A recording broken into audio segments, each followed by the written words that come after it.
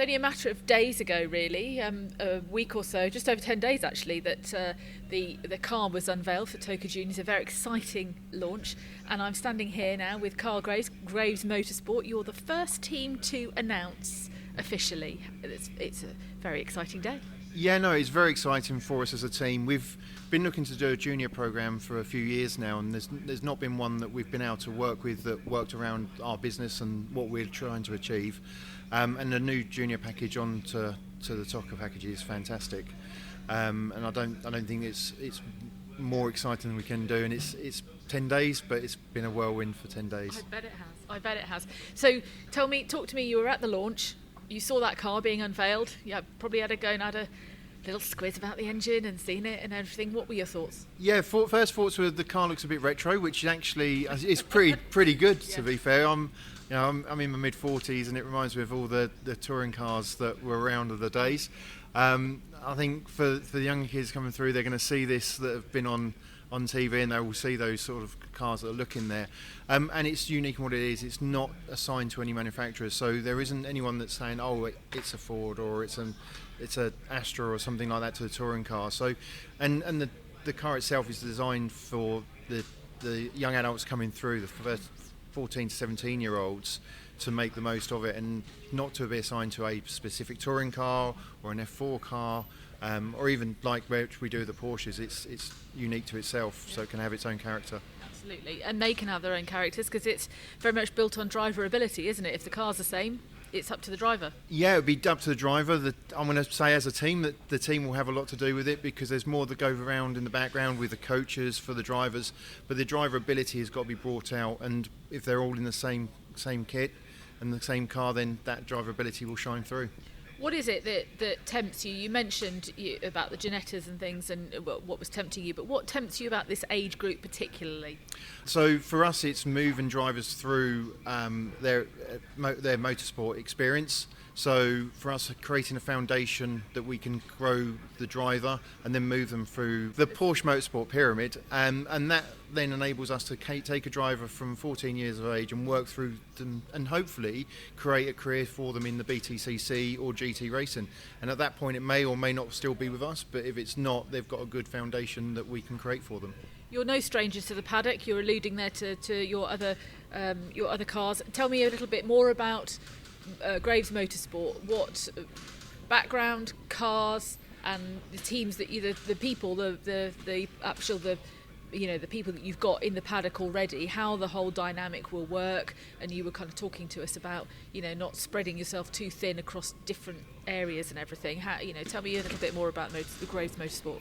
Yeah, so Graves Motorsport, the company, people can see, that started in 2015 actually was really just myself and my brother and my dad wanting to go racing and as a family. So it's a family business through and through.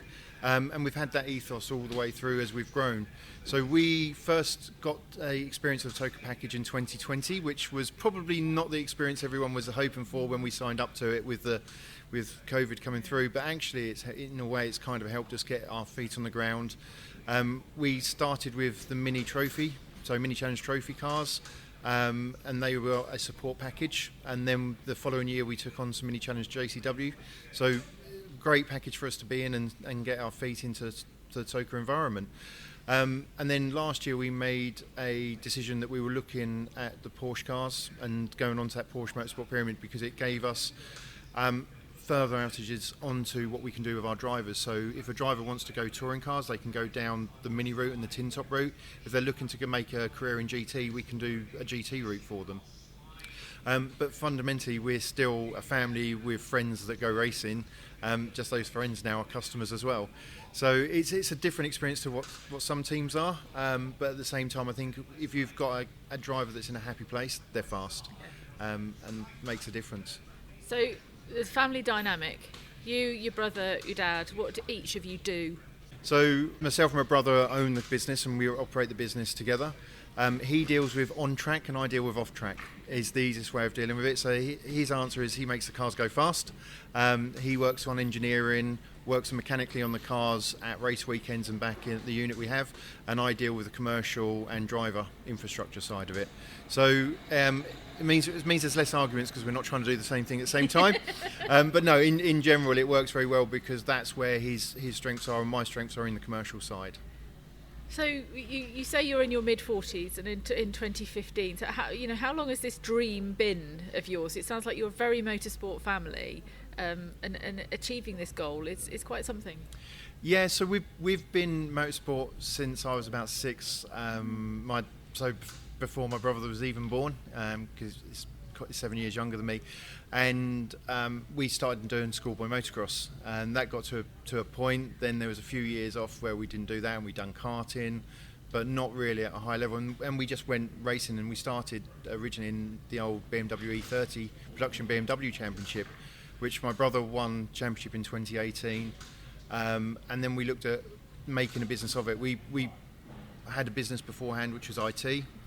Brother worked for myself in that, and we've turned a hobby into a business. So it's not really a business; it's something we enjoy doing.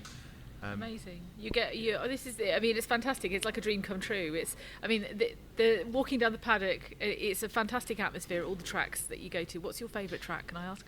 So my favourite track is probably Brands GP from a circuit point of view. But you can't get onto that too often. But I do love Donington, and Donington National is just such a great flowing circuit. But from hospitality and crowd, probably a bit of bias with is Croft. We run Max Coates and we have done for a few years now, and the crowd there is just absolutely max crazy.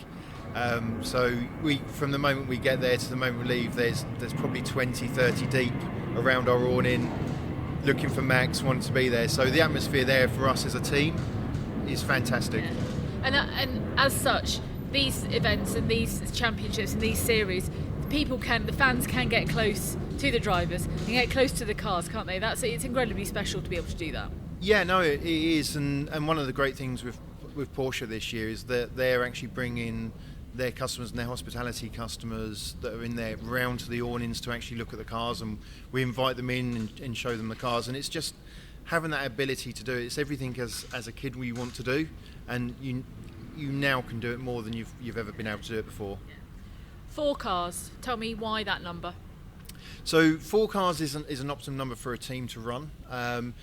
You have the same costs of delivering 4 cars to circuit, all bar the staff that are working on those cars for a weekend. So it actually reduces our cost as a team, and therefore we can pass that on to our customers, and make it a little bit more efficient for everyone.